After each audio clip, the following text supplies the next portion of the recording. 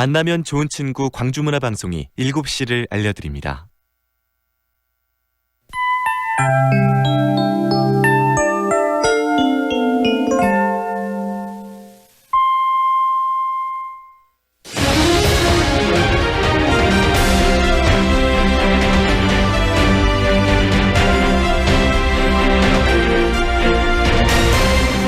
MBC 뉴스의 광장.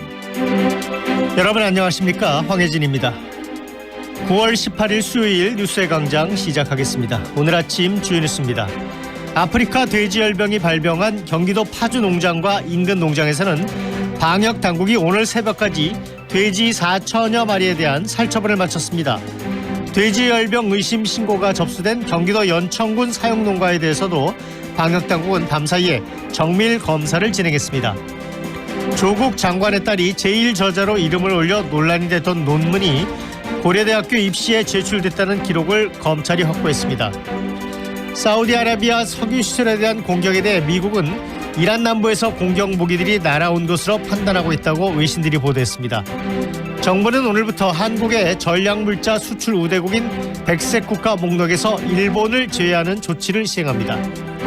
뉴스의 광장 잠시 뒤 계속됩니다. 질병의 고통을 멀리합니다. 생명의 소중함을 추구합니다. 이름을 알리기보다 품질을 앞세우며 전문 의약품 개발에 땀 흘려온 환인제약. 당신 곁에는 언제나 환인제약이 있습니다. 중소기업은 대기업이 부러웠습니다. 그들의 자금력, 인력, 정보력, 이런 것 없이 사업한다는 게 어디 쉬운 일이었을까요? 중소기업 사장님들, 이제 박스를 여십시오. 디지털 경영 지원 플랫폼 박스. 기업 해볼만 하실 겁니다. IBK 기업은행. 첫 소식입니다.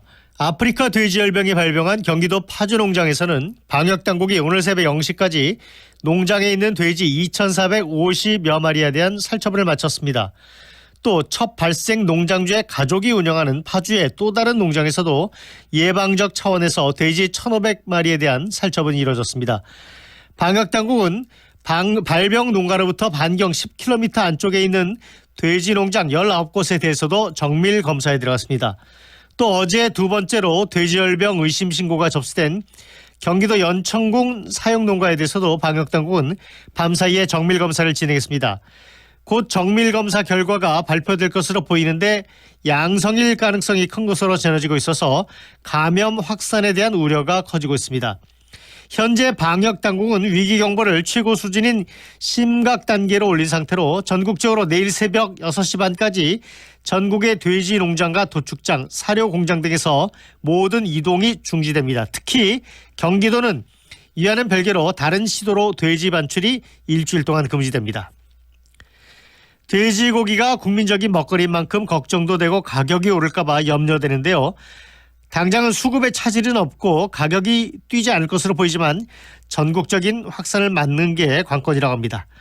강나림 기자가 보도합니다. 한 대형마트 정육 코너. 아침부터 전해진 돼지 열병 뉴스에 소비자들도 걱정하는 목소리가 나옵니다. 그런 뉴스를 들으면 살 때 조금 망설이게 되는 건 있는 것 같아요. 아무래도 좀 찝찝하니까 안 먹게 되면. 사람이 먹는 건 문제없어 꺼릴 건 없지만 오히려 축산 농가를 걱정하는 사람들도 많습니다.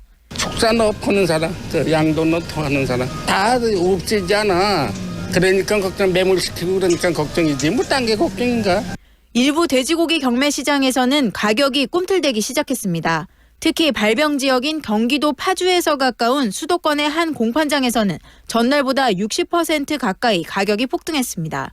아프리카 돼지열병 방역에 실패한 중국의 경우 작년 8월 발생 이후 사육두수의 38%를 살처분하면서 올해 돼지고기 가격이 1년 전보다 80%가 올랐습니다.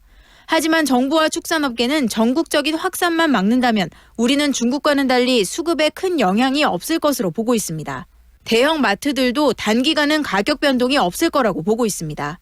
일주일가량의 비축 물량이 있어서 단기간에 바로 가격이 오르거나 하는 현상이 있지는 않을 것으로 보입니다. 정부는 돼지열병은 사람에게 감염되지 않고 바이러스는 익히면 사라지는 만큼 돼지고기를 안심하고 소비해달라고 당부했습니다. MBC 뉴스 강나림입니다. 경기도 파주에서 아프리카 돼지열병이 발병하면서 도라산역 일대에서 준비했던 9.19 평양 공동선언 1주년 기념행사도 서울로 옮겨 치르게 됐습니다. 통일부는 기념식을 내일 서울 삼청동에 위치한 남북회담 본부에서 열고 여러 지자체가 참여하는 평화열차는 불가피하게 취소한다고 밝혔습니다. 다음 뉴스입니다. 조국 법무부 장관이 취임 인사를 위해서 어제 국회를 찾았습니다. 민주당과 정의당은 검찰개혁 완수를 주문했고 조국 장관은 겸허한 자세로 최선을 다하겠다고 답했습니다. 반면에 장관으로 인정할 수 없다며 조 장관의 방문을 거부한 한국당은 사퇴를 촉구하는 릴레이 삭발로 맞섰습니다. 손병산 기자가 보도합니다. 장관 취임 이후 처음으로 국회를 찾은 조국 법무장관. 더불어민주당 이해찬 대표는 검찰개혁에 권력의 저항이 있을 거라면서 설득과 소통으로 극복할 것을 강조했습니다. 검찰개혁을 해야 된다고 바라긴 하지만 한 번도 지금까지 성공을 못했는데 고개를 끄덕이며 이 대표의 발언을 경청한 조국 장관은 국민과 당에 심려를 끼쳐 죄송하다며 자세를 낮췄습니다. 보다 겸허한 자세로 업무를 임하도록 하겠습니다. 법무검찰개혁 작업에 최선의 노력을 다하도록 하겠습니다. 조국 찬반 논란에 후유증이 가시지 않은 정의당은 과감한 개혁을 주문했습니다. 적극적으로 응원해 드리겠지만 또 개혁의 장애가 되실 때는 가차없이 비판을 할 것이다. 대한정치연대는 조 장관을 만나긴 했지만 사실상 사퇴를 요구했습니다. 자유한국당과 바른미래당은 취임 인사를 오겠다는 조국 장관의 방문 자체를 거부했습니다. 저희는 인정하지 않기 때문에 만날 수 없다는 말씀을 드립니다. 대신 황교안 대표에 이어 조국 장관 사퇴를 요구하는 릴레이 삭발로 맞섰습니다. 강효상 의원은 대구에서, 김문수 전 경기지사는 청와대 앞에서 삭발을 했습니다. 조국이 앉아야 할 자리는 장관실이 아니라 재판정 피고인석인 것입니다. 한국당은 바른미래당과 함께 이번 주 내로 국정조사 요구서를 낸다는 계획입니다. MBC 뉴스 손병산입니다. 조국 장관의 딸이 고등학교 시절에 제1저자로 이름을 올려서 논란이 됐던 의학 논문이 고려대 입시에 제출됐다는 기록을 검찰이 확보했습니다.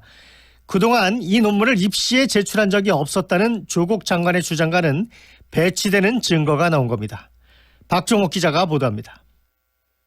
지난 2010년 고려대 입시에서 입학사정관을 맡았던 A 교수는 검찰의 참고인 조사를 받은 뒤 MBC와의 통화에서 조 장관 딸이 제1저자로 이름을 올렸던 단국대 의대 논문이 고려대 입시 서류 제출 목록에 포함돼 있었던 기록을 검찰이 가지고 있었다고 밝혔습니다. 한 페이지짜리 그 제출 서류 목록이 있는데요. 거기서 본인이 논문을 제출했다고 이렇게 쓴 거죠. 거기에 있었어요. 다만 제출 서류들은 모두 폐기돼 원본을 확인할 수는 없다고 밝혔습니다. 하지만 A 교수는 학생 본인이 작성한 제출 목록에 단국대 논문이 적혀 있는 만큼 논문은 고려대에 제출된 것으로 봐야 한다고 말했습니다. 그동안 딸의 단국대 논문은 고려대에 제출되지 않았고 따라서 부정입학이 아니라던 조국 장관의 주장과 배치되는 증거가 발견된 셈입니다. 조 장관은 이에 대한 입장을 묻는 질문에 아무 답변을 내놓지 않았습니다. 딸 논문을 냈다는 기록이 발견됐다는 그거에 대해서도 전혀 하실 말씀 없으신가요? 압수수색을 통해 학교 전산 기록에서 이 목록을 확보한 검찰은 조 장관의 딸을 비공개로 소환해 단국대 논문을 실제 제출했는지와 키스트, 인턴 경력이 허위라는 의혹 등에 대해 집중 조사했습니다. 검찰은 단국대 논문 등재와 고려대 입시 과정에 조국 장관 부부가 부당한 영향력을 행사했다면 업무방해 혐의를 적용할 수 있다는 입장입니다. MBC 뉴스 박종욱입니다. 황우혜진 앵커가 진행하는 MBC 뉴스의 광장입니다.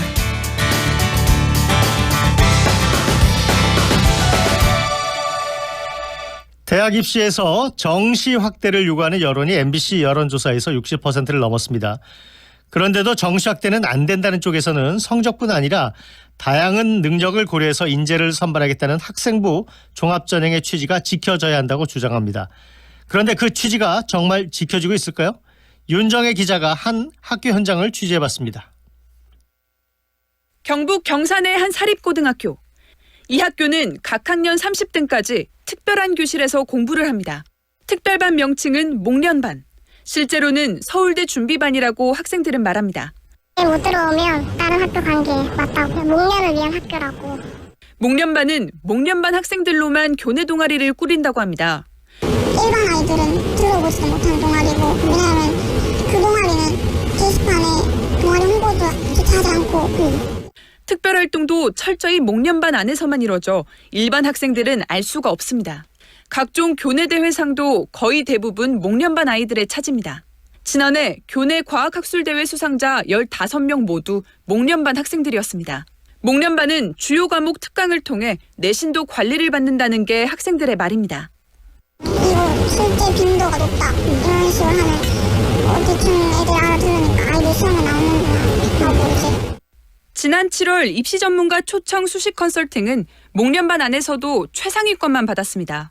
그럼 일반 학생들의 생활기록부는 어떨까?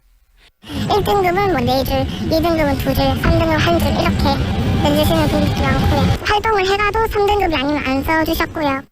일반 학생들의 생기부에는 진로, 봉사 칸이 되어서야 글자가 좀 나오는데 이마저도 채우기가 쉽지 않습니다. 학교의 이 같은 현실에 대해 문제 제기도 있었지만 소용없었습니다. 학교 측은 목련반은 상위권 학생들의 자습실일 뿐 이들에 대한 특혜는 없었다고 주장합니다. 현재 이 학교에서는 지난해 중간고사 중 전교 1등 학생에게 시험 종료 후 답안지 수정 권한을 줬다는 의혹까지 불거져 관할 교육청은 특별감사를 검토 중이라고 밝혔습니다. MBC 뉴스 윤정혜입니다. 사우디아라비아 석유 시설에 대한 공격이 어디에서 왔는지를 조사 중인 미국은 이란 남부에서 공격 무기들이 날아온 것으로 판단하고 있다고 외신들이 보도했습니다. 미국은 증거를 모아서 분석한 뒤에 며칠 안에 트럼프 대통령이 결정을 할 것이라고 예고했습니다. 워싱턴에서 박성호 특파원이 보도합니다. 미국은 사우디 석유 시설을 강타한 드론과 순항 미사일이 이란 남서쪽에서 날아온 것으로 판단했다고 로이터 통신이 익명의 관리 3명을 인용해 보도했습니다. CNN도 미국과 사우디의 조사 결과 이라크 국경 근처의 이란 기지에서 날아온 것으로 파악됐다고 소식통을 인용해 보도했습니다. 펜스 미국 부통령은 모든 증거를 평가한 뒤 트럼프 대통령이 며칠 안에 결단을 내릴 것이라고 밝혔습니다. 트럼프의 표현을 그대로 빌려 미국은 전쟁을 원치 않지만 준비가 돼 있다, 장전 완료된 상태라고 무력 사용 가능성을 거듭 시사했습니다. 대응책 논의를 위해 폼페이오 국무장관이 사우디에 급파됐습니다. 하지만 트럼프 대통령은 이란의 소행인 것 같다고 표현하면서도 직접적으로 이란을 비난하지는 않는 신중함을 보이고 있습니다. 이와 관련해 백악관은 확실한 증거도 내놓지 않고 이란을 치면 전쟁광 소리를 듣지 않겠냐고 설명했습니다. 이란 외무장관은 트위터를 통해 이란이 사우디를 공격했다고 의심하는 미국은 현실을 부정하는 것이라고 주장했고, 이란 최고 지도자는 미국과의 대화는 없을 것이라고 했습니다. 트럼프 대통령도 이란 정상과 만나고 싶지 않다며 입장을 바꿨습니다. 국제 유가가 크게 뛰지 않아서 당초 승인했던 전략 비축유는 풀 필요가 없다고도 했습니다. 워싱턴에서 MBC 뉴스 박성호입니다. 오스트리아 비엔나에는 국제원자력기구 IAEA 총회장에서 한국과 일본이 후쿠시마 원전 오염수를 놓고 공방을 벌였는데요. 이 공방에 대해 후쿠시마 원전 문제를 제기해왔던 그린피스는 일본이 고의적인 거짓말로 국제사회를 호도하고 있다고 평가했습니다. 비엔나 현지에서 최훈 기자가 보도합니다. 국제원자력기구 총회에서 우리나라가 후쿠시마 오염수 문제를 제기한 것에 대해 일본 대변인인 스가 요시히데 관방 장관이 극히 유감이라고 밝혔습니다. 한국 측 주장은 사실과 과학적 근거에 기초하지 않았고 잘못된 소문 때문에 피해가 생길 수 있다고 주장했습니다. 총회에서 과학기술상이 한 발언과 같은 맥락입니다. 하지만 후쿠시마 원전 문제를 오랫동안 추적해온 그린피스는 일본이 국제사회를 향해 고의적으로 거짓말을 하고 있다고 평가했습니다. 오염수엔 삼중수소 말고도 스트론튬 같은 더 위험한 물질도 많고 도쿄전력이 이미 작년에 오염 제거 장치가 계획대로 작동 안 된 걸 인정했다는 겁니다. 우리 정부는 일본이 국제사회에서 스스로 오염수 문제를 언급하게 만든 것만으로도 국제 공론화에 성공한 것으로 자평했습니다. IAEA와 일본이 협력을 해서 풀어가야 되는 문제라는 것을 인식을 시작했다라는 것이 다 가장 중요한 점이라고 볼 수 있겠습니다. 우리 대표단은 오늘도 국제원자력기구 회원국들과 1대1 면담을 갖고 국제 공조를 요청할 예정입니다. 비엔나에서 MBC 뉴스 최훈입니다. 이어서 간추린 뉴스 연민주 리포터가 전해드립니다. 정부는 오늘부터 한국의 전략물자 수출 우대국인 백색 국가 목록에서 일본을 제외하는 조치를 시행합니다. 산업통상자원부는 이 같은 내용으로 개정된 전략물자 수출입 고시를 관보에 게재하고 오늘부터 본격 시행에 들어간다고 밝혔습니다. 이에 따라 일본에 전략물자를 수출하는 국내 기업은 수출 심사 기간이 종전 5일에서 최장 15일까지 늘고 수출 신청 서류도 2종류를 더 내야 합니다. 산업부는 이번 조치에 따른 국내 기업의 영향이 최소화되도록 지원할 계획이라며 특히 정상적 거래를 하는 기업에는 영향이 없도록 할 것이라고 밝혔습니다. 국제유가는 드론 공격으로 피해를 입은 원유시설의 생산이 이달 말까지 완전히 정상화될 것이라는 사우디 당국의 발표로 하락했습니다. 뉴욕 상업거래소에서 10월 인도분 서부 텍사스산 원유는 전날보다 배럴당 5.7% 하락한 59.34달러에 거래를 마쳤습니다. 런던 ICA 선물거래소의 브렌트유 11월 물도 현지 시간 오후 2시 40분 현재 배럴당 6.56% 떨어진 64.49달러에 거래됐습니다. 경찰이 대마초를 구매해 피운 혐의를 받는 YG 엔터테인먼트 소속 그룹 아이콘의 전 멤버 김한빈 씨를 상대로 14시간 넘는 강도 높은 조사를 벌였습니다. 경기 남부지방경찰청은 어제 오전 9시쯤 김 씨를 참고인 신분으로 불러 지난 2016년 지인에게 대마초를 구해달라고 요구했는지 또 이를 건네받아 피운 사실이 있는지를 집중 추궁했습니다. 조사 과정에서 김 씨가 혐의 일부를 인정함에 따라 경찰은 김 씨를 마약 투약 혐의로 입건하고 피의자 신분으로 전환해 조사를 이어갔습니다. 김 씨는 조사가 끝난 뒤 취재진에게 무리를 일으켜 죄송하다고만 짧게 말한 뒤 차량을 타고 경찰청을 빠져나갔습니다. 경찰은 김 씨를 마약류 관리에 관한 법률 위반 혐의로 입건하고 곧 검찰에 송치할 예정입니다. 약 17조 원 규모의 체납 세금 납부를 명령한 유럽연합을 상대로 애플이 소송을 제기했습니다. 애플 측은 룩셈부르크 EU 일반 법원에서 열린 심리에서 현실과 상식을 무시한 것이라며 이미 26조 원에 달하는 세금을 미국에 내고 있는 상황에서 EU의 명령은 이중 과세라고 주장했습니다. EU 집행위원회는 지난 2016년 애플이 아일랜드에서 받은 조세 혜택이 EU 규정에 어긋나는 불법이라고 판단하고 체납 세금과 이자 등 약 18조 8천억 원을 징수하라고 아일랜드에 명령했습니다. 이승만 전 대통령의 유족에게 사자 명예훼손 혐의로 고소당한 돌 김용옥 한신대 석좌 교수를 경찰이 불기소 의견으로 검찰에 넘겼습니다. 서울해와경찰서는 김 교수에 대해 지난달 30일 혐의 없음을 이유로 불기소 의견을 달아 서울중앙지검에 송치했다고 밝혔습니다. 오늘은 전국이 맑은 가운데 강원 영동과 경북 동해안에서는 오후부터 밤사이 5mm 안팎의 비가 오는 곳이 있겠습니다. 낮 최고 기온은 서울 26도, 부산 29도 등 전국이 23도에서 30도의 분포를 보이며 어제와 비슷하겠습니다. 바다의 물결은 서해와 동해 앞바다에서 최대 2m로 일겠고 남해 앞바다에서는 최대 1.5m로 일겠습니다. 서울지방 현재 기온은 19도입니다. 경기도 연천 양돈 농장에서 아프리카 돼지열병이 추가로 확진됐습니다. 청취자 여러분 고맙습니다.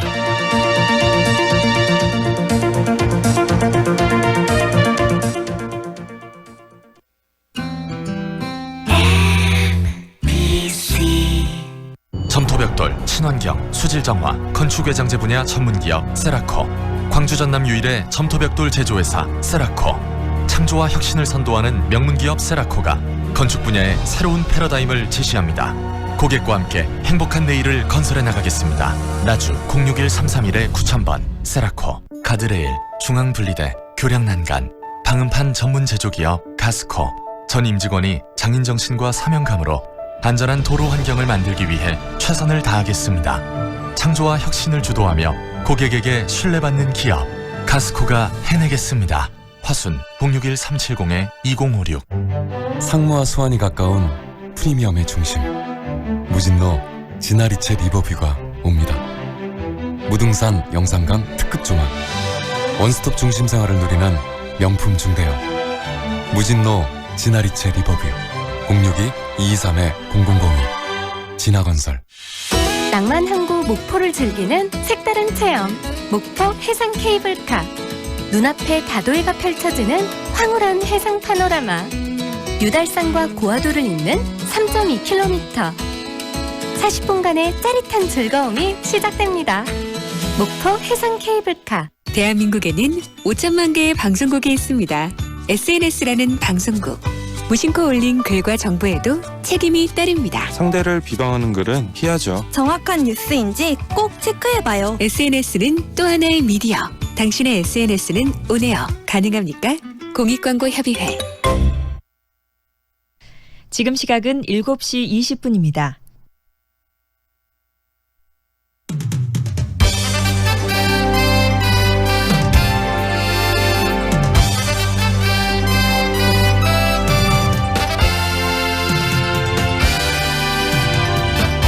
황동현의 시선 집중.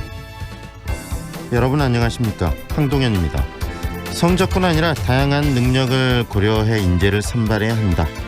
요즘 논란의 중심에 있는 학생부 종합전형을 유지 주장하는 바로 그 이유입니다.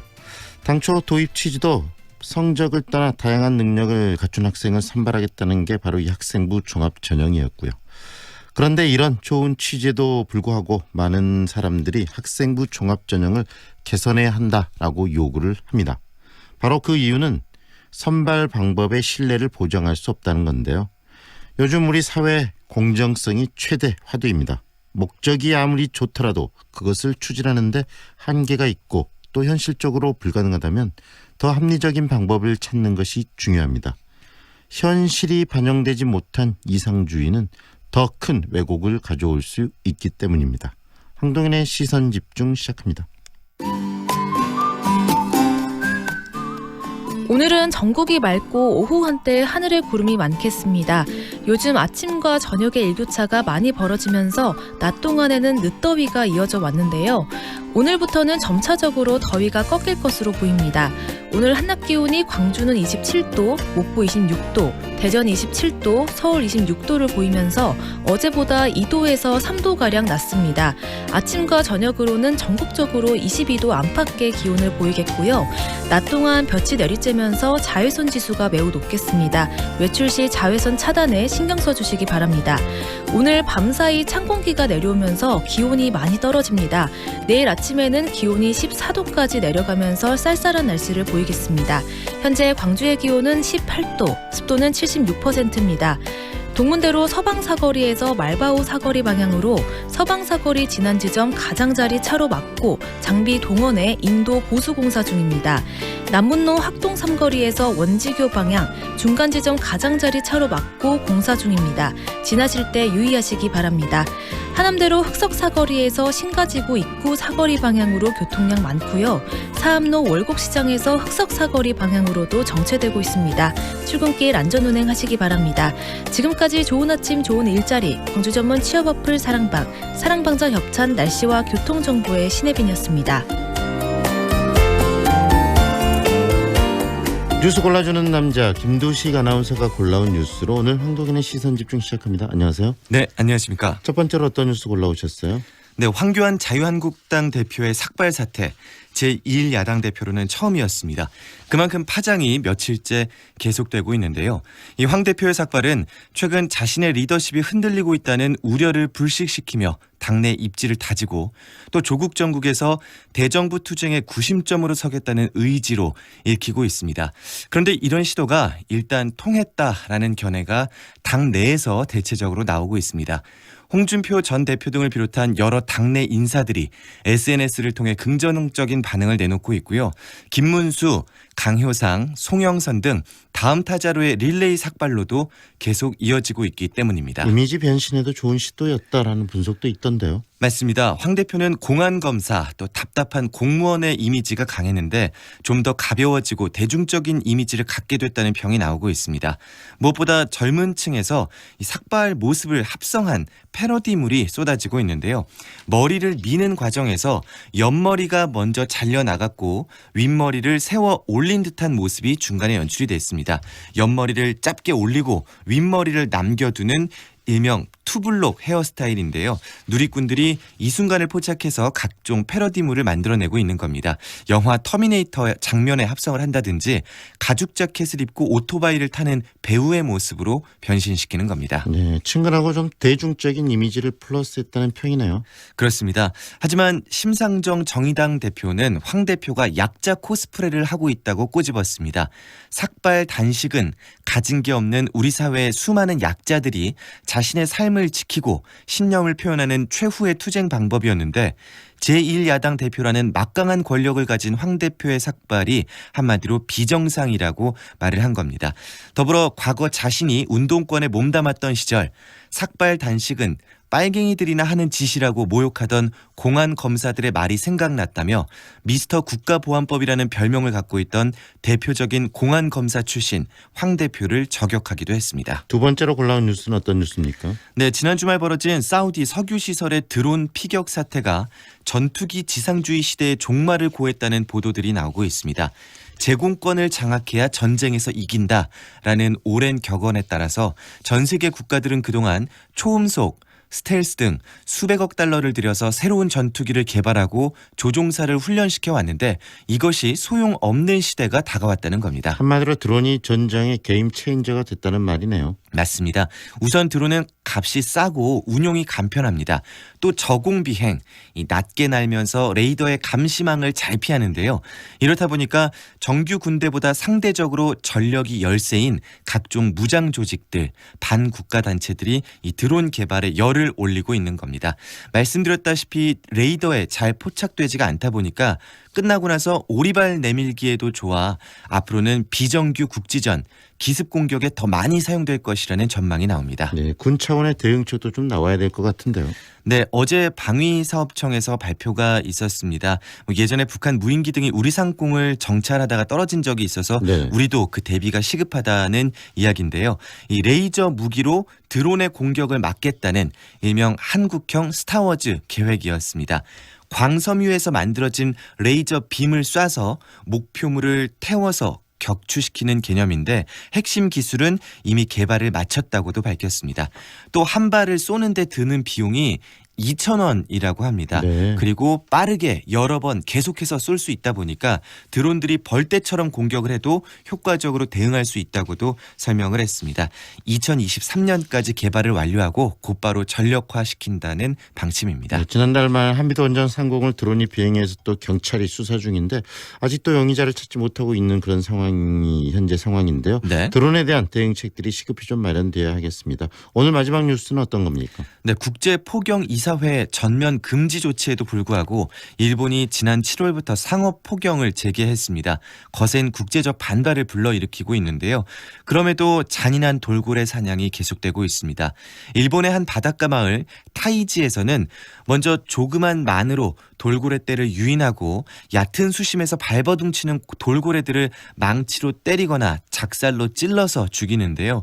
그 고래들의 피로 인해서 온 바다가 빨갛게 변하는 모습이 충격을 안기고 있습니다. 네, 그렇게 잔인한 방법이 아니어도 충분히 고래를 잡을 수 있을 텐데 이해가 잘 되지는 않네요. 맞습니다. 사실 일본의 고래잡이를 막을 수 있는 국제법이나 구속력이 있는 제도가 없다 보니 국제환경운동가들은 낮은 수심에서는 30분이면 어차피 질식사한다. 그러니 잔인한 사냥을 당장 그만두라고 목소리를 높이고 있습니다.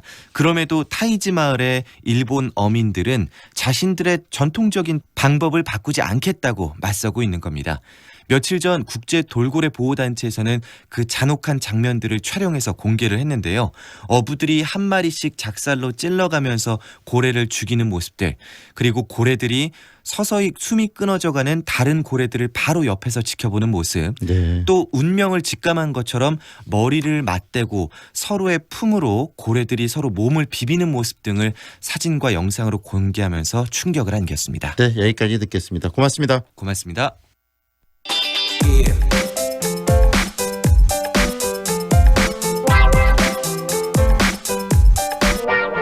우리 사회 곳곳에는 비장애인이 인식하지 못하는 장벽들 늘 존재하고 있습니다. 매주 수요일 이 시간 장애인과 노약자의 시선으로 일상생활 가운데서 불편하거나 또 시정돼야 할 부분들에 대해서 집중적으로 살펴보고 있습니다. 오늘도 한아름 리포터와 함께합니다. 어서 오세요. 안녕하세요. 오늘 이 시간에는 사회적 영향력을 가진 정치인과 미디어를 통해 전파되고 있는 장애인 혐오 표현의 실태와 그 대안을 살펴보도록 하겠습니다. 네, 먼저 이 혐오 표현 어떤 건지부터 설명을 해 주시겠어요? 네, 어디까지를 혐오 표현으로 봐야 하는지 우리나라는 아직 혐오 표현에 대한 정확한 규정은 없습니다. 대체로 일반적으로 소수자 집단에 대한 혐오에 근거해 일반 청중을 대상으로 소수자에 대한 차별을 공공연하게 드러내는 것으로 통용되고 있는데요. 네. 혐오 표현이 다수가 아닌 소수자로만 특정하는 것에 대해서는 현재 논란이 있는 상황입니다. 이 혐오라는 단어 그리고 또 혐오 표현이라는 단어는 최근 몇 년간 계속해서 우리 사회의 중요한 키워드자 또 화두로 등장하고 있는데요. 이런 논란이 언제부터 시작된 거죠? 네, 지난 2012년 일간 베스트 저장소 일명 일베 사이트가 등장하면서 본격적인 혐오 표현이 이슈화됐는데요. 혐오 표현의 역사는 오래됐지만 한국에서 혐오 표현 논의는 최근에 시작됐습니다. 이 사회가 양극화되면서 약자들을 찾아 공격하고 사회적 소수자를 희생양으로 삼아 문제를 덮어씌우고 증오하는 과정에서 이 혐오 표현이 자라나는데요. 이 혐오 표현에 가장 노출된 대상이 바로 장애인입니다. 실제 혐오 표현을 듣거나 본 적이 있는 장애인의 입장 들어보겠습니다. 내가 지금 잘못된 사람이구나라는 생각이 생겨요. 그러니까 생기지 않아야 될 죄의식이 생기는 거죠. 저도 5살 실명을 했어요. 그런 단어들 나오면 아직도 인식이 많이 안 돼 있구나. 일단은 그런 생각은 먼저 들고요. 일단은 남을 탓하기보다 제 자신을 탓하게 되더라고요. 그래도 나름 배울 만큼 배우신 분들이 저런 표현을 하실 때는 기성세대들이 그런 식으로 나오면 아이들한테도 똑같이 대물림이 될까 봐서 그게 많이 염려스럽고 그런 느낌은 있어요. 직접 이야기를 들어보니까 이 혐오 표현에 의한 피해가 상당한데요. 네, 그렇습니다. 실제 장애인의 혐오 표현은 우리 사회에서 좀 많이 만연돼 있는 측면이 있죠. 네, 지난해 국가인권위원회는 숙명여자대학교 산업협력단을 통해서 장애인 200명을 대상으로 혐오 표현 실태 조사를 실시했습니다. 그 결과 온라인에서 혐오 표현을 경험한 비율은 95%로 응답자 대부분이 온라인상에서 혐오 표현을 보거나 들은 것으로 나타났고요. 온라인상에서 혐오 표현으로 피해를 입은 경우도 응답자 중 79.5%나 됐습니다. 상당한 숫자가 경험도 했고 또 피해까지 입고 있다는 이야기인데요.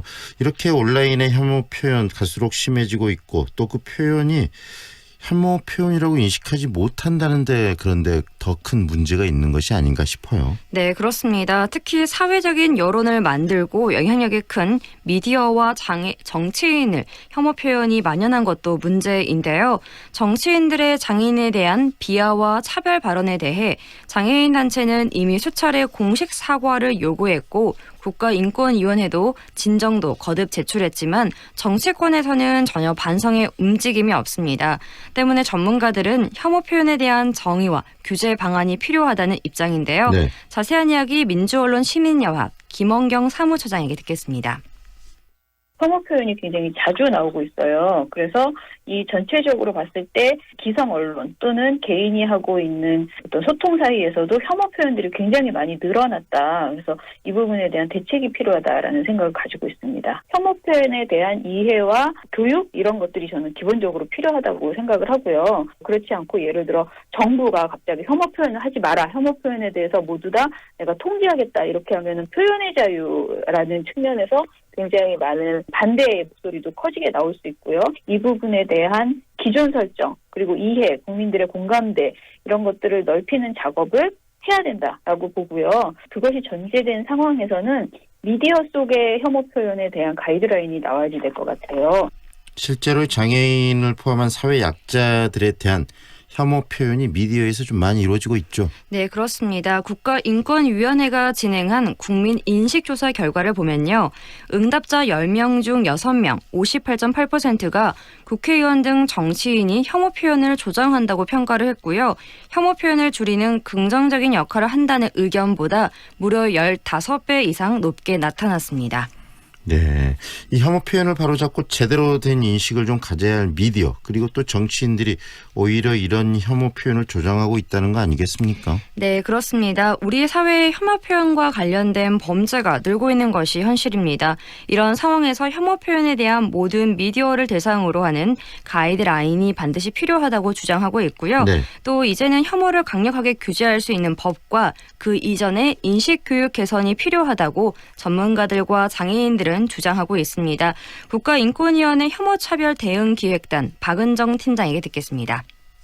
우선적으로는 혐오 표현을 공론화하고 인식 개선 사업이나 또 정부의 종합 대책 수립 그리고 자율규제 기반 조성 이런 대책을 제안하고자 합니다. 또 혐오 표현이 무엇인지, 문제점이나 대응 방안이 무엇인지 이런 인식을 우리 사회가 공유할 필요가 있겠습니다. 혐오 표현이 특정 집단에 대한 어떤 편견이나 고정관념에 뿌리를 두고 있기 때문에 이런 인식을 교정하는 것도 필요하고 또 혐오 표현 문제에 대해서 어떤 이해를 높이기 위한 교육도 중요하다고 하겠습니다. 그 혐오 표현에 대한 공공기관의 태도는 또 사회의 전체적인 태도를 결정하는 중요한 기준이 되기 때문에 중앙정부나 지방정부의 역할이 중요하겠고요. 사회적 공감대가 형성될 수 있을 것 같습니다. 우리나라는 아직까지 혐오 표현에 대해서 정의조차 제대로 내리지 못한 그런 상태인데 그러면서 또 편견과 또 여러 가지 고정관념도 확대되고 있고요. 상당히 많은 문제가 있는 게 바로 이 혐오 표현인 것 같습니다. 이런 소수자에 대한 혐오 표현 그런데 유럽이나 서구 사회는 좀 더 발빠르게 대응을 하고 있죠. 그 사례도 좀 알려주세요. 네, 그렇습니다. 유럽이 가장 혐오 표현 규제에 적극적입니다. 특히 독일의 경우는 나치의 만행을 반성하기 위해 소수자에 대한 혐오 표현에 대해 강하게 처벌하고 있는데요. 독일 연방헌법재판소는 어떤 발언이 타인의 인간 존엄성을 침해할 때 표현의 자유는 언제나 후순위에 놓여야 한다고 채택하고 있습니다. 네, 장애인을 포함해서 사회 약자에 대한 혐오 표현은 표현의 자유가 아니다. 바로 폭력이다. 그런 인식을 좀 가질 필요가 있지 않겠어요? 네, 그렇습니다. 혐오 표현은 사회적 소수자의 존엄성을 침해하고 다양한 차이를 가진 모든 사람의 공존을 위협하는 문제입니다. 혐오 표현에 상처받은 개인이 혼자 대응하지 않도록 다각적인 민관 차원의 공동 대응을 통해 우리 사회에서 혐오 표현을 몰아낼 수 있도록 해야 할 것 같습니다. 네, 오늘 여기까지 들을게요. 잘 들었습니다. 네, 감사합니다. 지금까지 한아름 리포터였습니다. Feelings between the sheets. Why am I caressing my mama's fat knees? 세상을 보는 지역의 눈. 여러분은 지금 황동현의 시선 집중과 함께하고 있습니다. 고길룡의 시사 돋보기. 지난 추석 민심은 전국 현안인 조국 법무부 장관 임명 문제로 온통 모아졌는데요. 민생 문제나 또 내년 총선에 관한 의견들도 나왔습니다만 조국 장관 임명 논란에 묻혔습니다. 당연히 여와 야가 바라본 추석 민심도 달랐는데요. 자세한 내용 오늘 살펴보겠습니다. 또 경기도에서 이 아프리카 돼지열병이 발병한 축산농가에 현재 비상이 걸려 있는데요. 이 문제도 정리해 보겠습니다. 뉴시스 통신 구길용 광주 전남 취재 본부장 오늘도 함께합니다. 어서 오십시오. 네, 안녕하십니까. 먼저 추석 민심부터 살펴봤으면 좋겠습니다. 본부장님.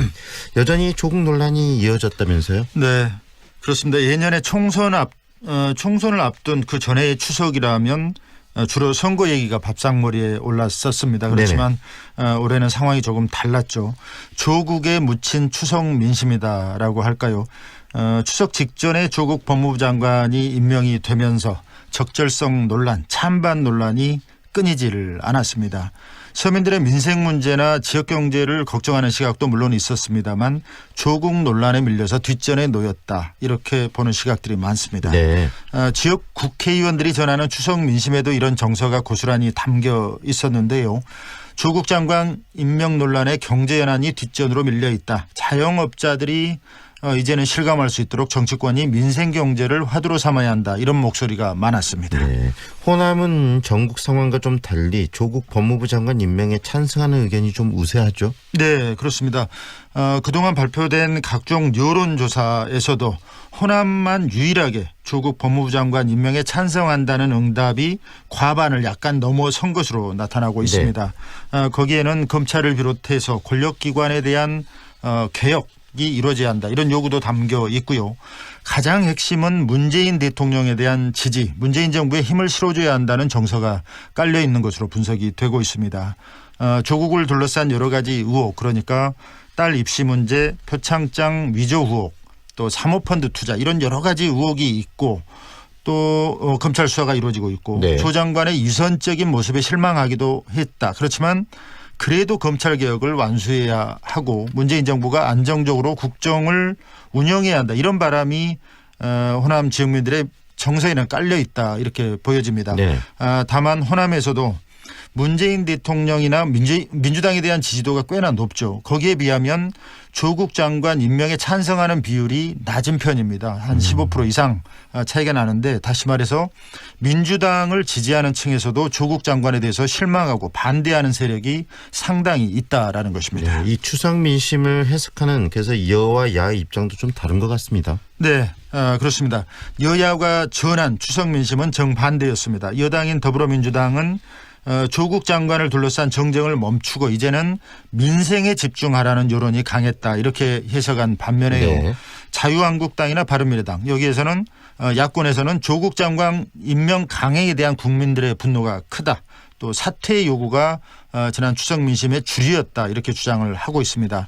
물론 아전 인수식 해석일 수도 있지만 그만큼 국민들의 정서가 극명하게 갈려 있다는 반증이기도 합니다. 네. 조국 사태가 가져온 우리 사회의 폐단 중에 가장 심각한 것이 국민들의 정서를 양극단으로 몰아간 것이다, 이렇게 지적하는 시각도 있으니까요. 어찌됐든 정치권은 이번 추석 민심을 나름대로 해석을 하면서 여권은 민생과 검찰개혁, 야권에서는 조국 사퇴 쪽에 집중하는 정치 형국으로 이어지고 있습니다. 네, 그리고 지역의 추석 민심을 보면은요, 일부 또 여당을 질책하는 의견도 있죠. 그렇습니다.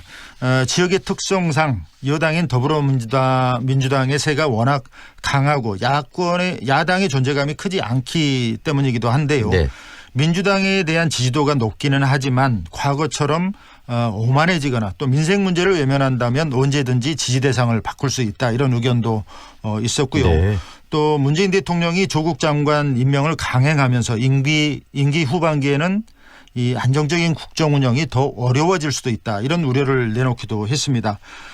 또 현재 정치 지형상 민주당의 힘만으로는 개혁을 실현하기가 어렵고 결국 협치가 필요한데 지금의 구도는 갈수록 강대강 대치 정국으로 가고 있다, 이런 것이죠.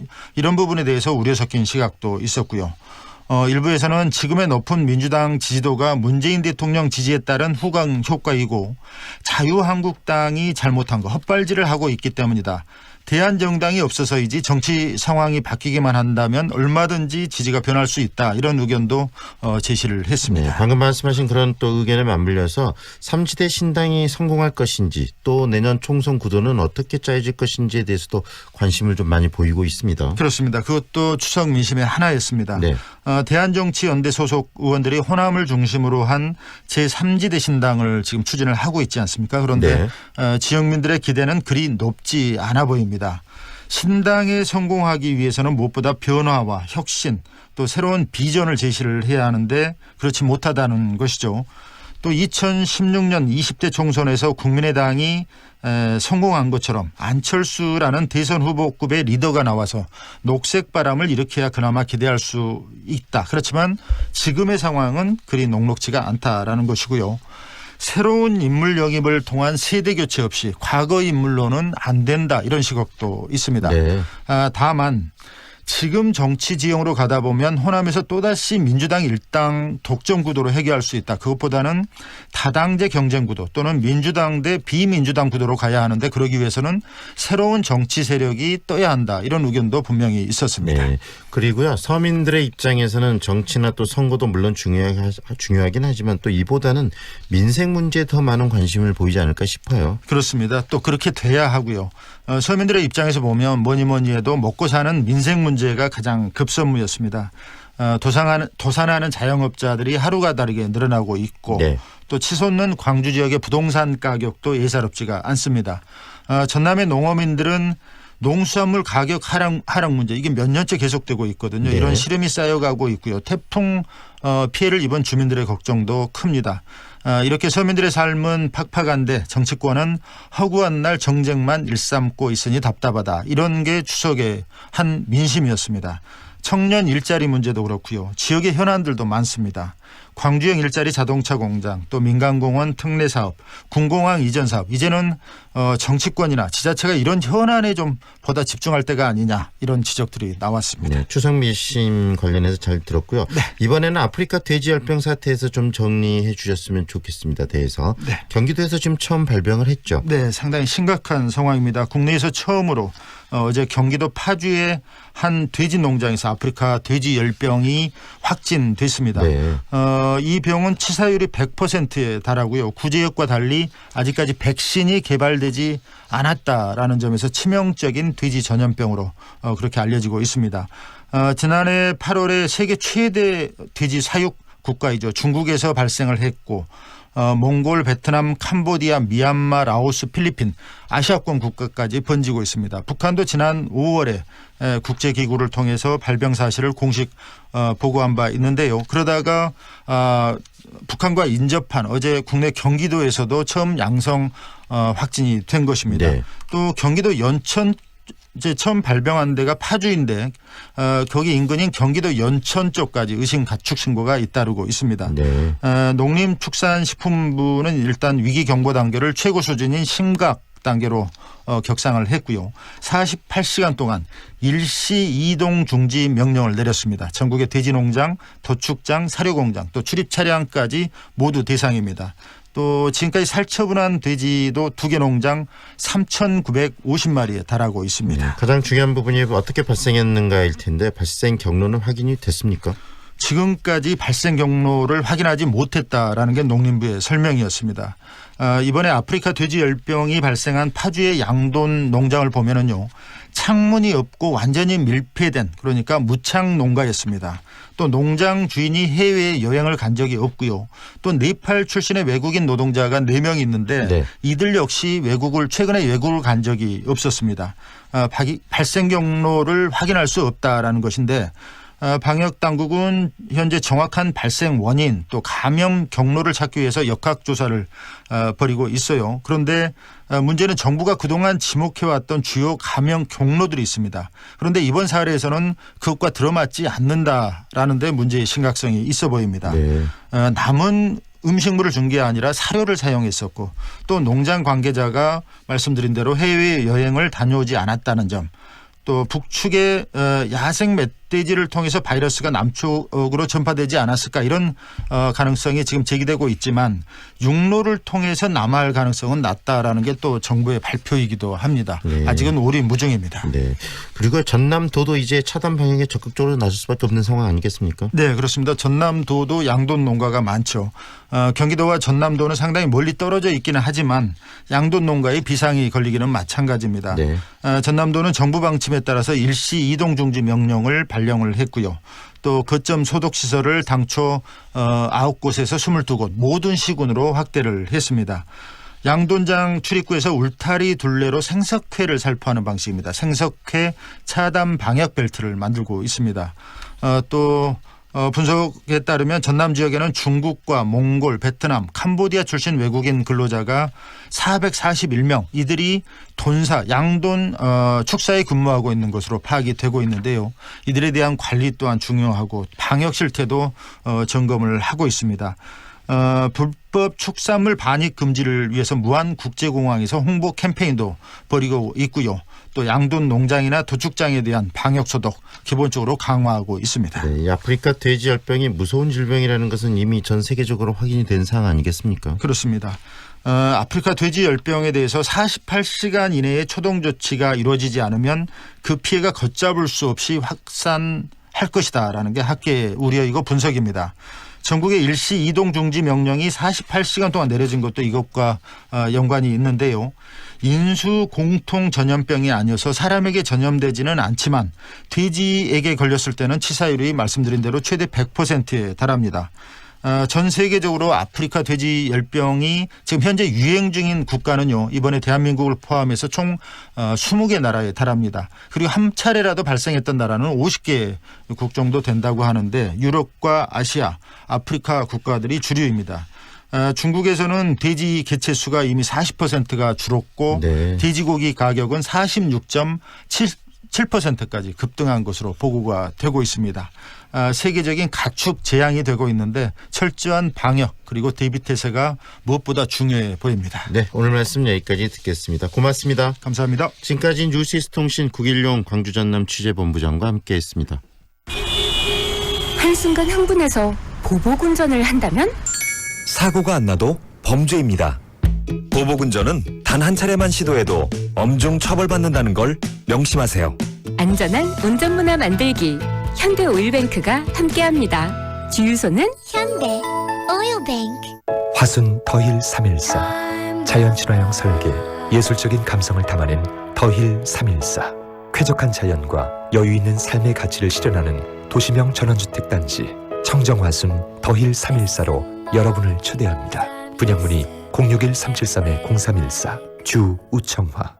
광주 남구에 8년 올전세 아파트가 공급된다는데 만 19세 이상 무주택자면 청약통장 없이 가능하대.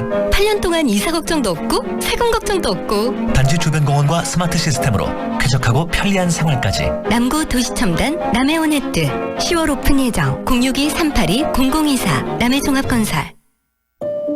좁은 국토를 효율적으로 활용하여 에너지 영토를 넓혀가는 기업이 있습니다. 탑솔라. 생명의 가치를 높이고 미래의 변화를 준비합니다.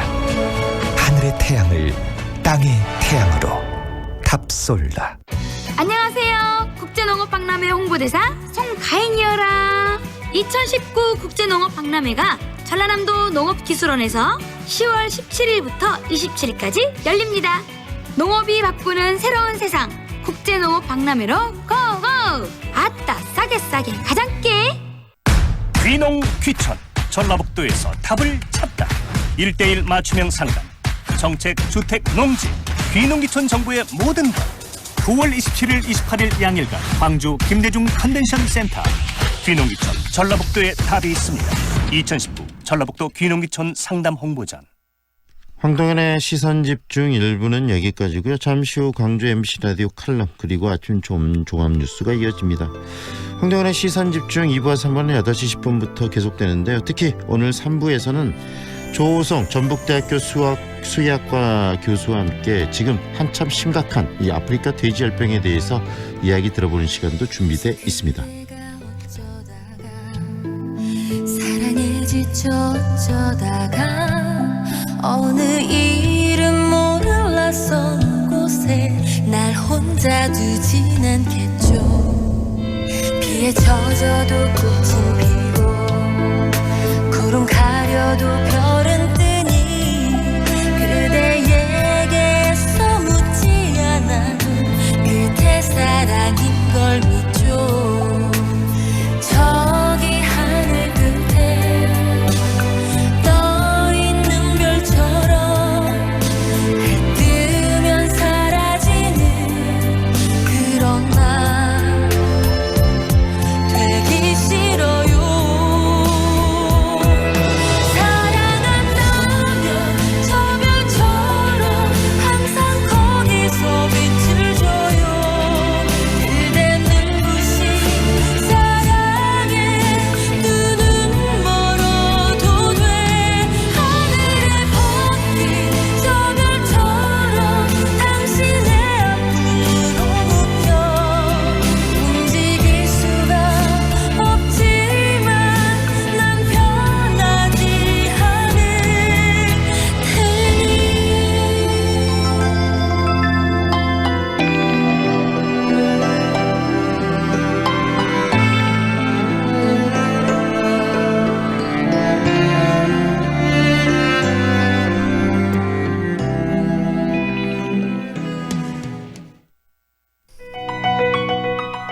광주 MBC 라디오 칼럼.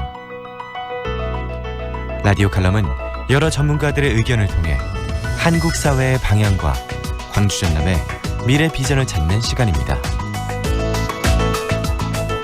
오늘은 블루 이코노미의 길이란 주제로 국립중앙박물관 박중환 학예관과 함께합니다. 인도양어 북서쪽에는 세이셸이라는 섬나라가 있습니다. 맑고 푸른 바다와 깨끗한 백사장, 그리고 아름다운 풍경 때문에 인도양어 낙원이라고 불리워지는 곳입니다. 몇 년 전부터 이 섬에서는 블루 이코노미라고 하는 친환경 경제발전 실험을 진행하고 있습니다. 자연을 있는 그대로 보존하면서 관광산업 등으로 국부를 창출하고자 하는 노력입니다. 세이셸은 지구온난화로 해수면이 상승하면 섬의 많은 부분이 바다에 잠기게 됩니다. 때문에 이미 1993년 헌법 속에서 지구온난화로부터 국토를 지키기 위한 노력을 국민의 기본 의무로 규정했습니다. 세이셸에서는 그러한 헌법 정신을 일상에서 실천하기 위해 2017년도부터 모든 업소에서 비닐백과 일회용 플라스틱의 제작 사용을 금지했습니다.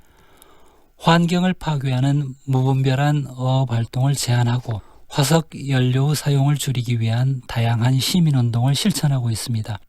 이러한 노력으로 섬의 자연이 회복되었고 지금은 고급 휴양지로 탈바꿈하여 국민들의 소득이 더 늘어났습니다.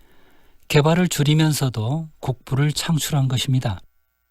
모든 나라가 세이셸처럼 관광 중심의 경제를 가질 수는 없겠지만 세이셸이 도전하고 성공하고 있는 환경 보호를 위한 노력들은 다른 나라들에서도 고민하고 있는 것들입니다. 우리는 올봄 한반도의 하늘을 뒤덮은 미세먼지의 환경 재앙을 겪었습니다. 가까이로는 광주시에서도 발생한 음식물 쓰레기 사태로부터 지금의 자원 소비 방식과 생활 양식이 우리의 건강한 생존을 위협하고 있다는 것을 피부로 느끼고 있습니다. 산업사회의 경제는 넘어지지 않기 위해 달리는 자전거처럼 모순된 속성을 가졌습니다. 필요를 위해 생산하는 것에 그치지 않고 성장 그 자체를 지속하기 위해 생산과 소비를 재촉하는 것입니다. 그리고 그것이 환경을 더 악화시킵니다. 한꺼번에 전면적인 방향 전환은 물론 어려울 것입니다. 우선 합리적이고 절제된 소비 문화를 만들기 위한 시민들 스스로 운동과 노력이 필요합니다. 재활용률을 높이기 위해 분리수거의 세부 지침을 강화하는 폐기물 정책도 있어야 합니다. 친환경 플라스틱 포장재의 자연 분해 기간을 단축시키고 포장 방법과 상표 인쇄 지침을 더 정교화해야 합니다. 이제는 우리의 생존을 위해서 산업 발전과 환경 보존 사이의 균형을 고민해야 할 때입니다. 오늘은 국립중앙박물관 박중환 학예관이었습니다. 박중환 학예관은 전남 유일의 국립박물관인 국립나주박물관의 초대 관장으로 박물관 개관 업무를 총괄했고 전라도 천년 역사 편찬 사업 등 호남 지역 역사 연구 보급 사업을 추진하고 있습니다.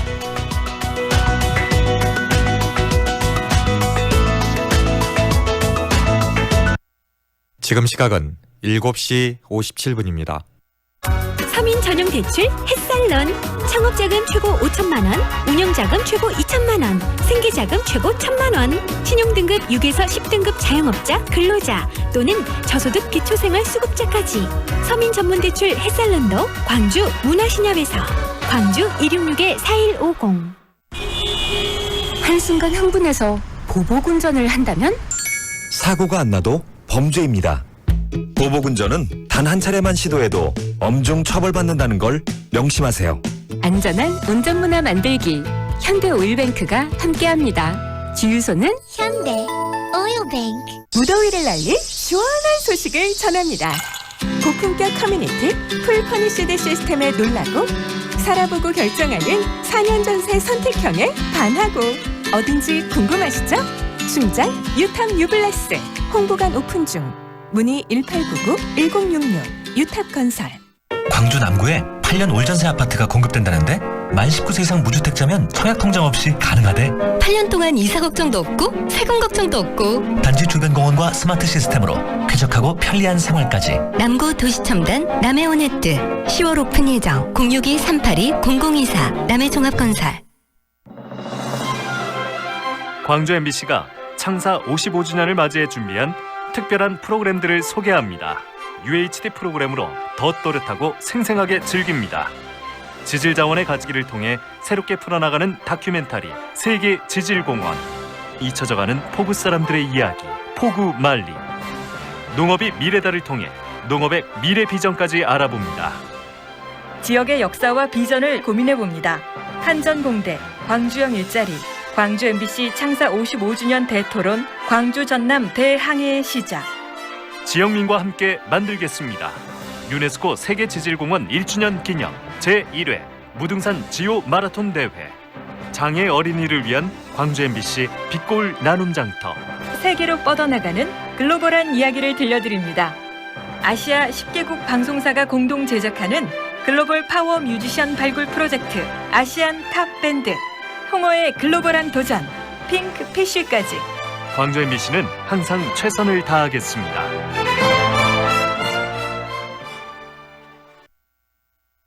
AM 819kHz, 표준 FM 93.9MHz, 광주 MBC 라디오입니다. HLCN. 지금은 강인함과 세련됨이 공존하는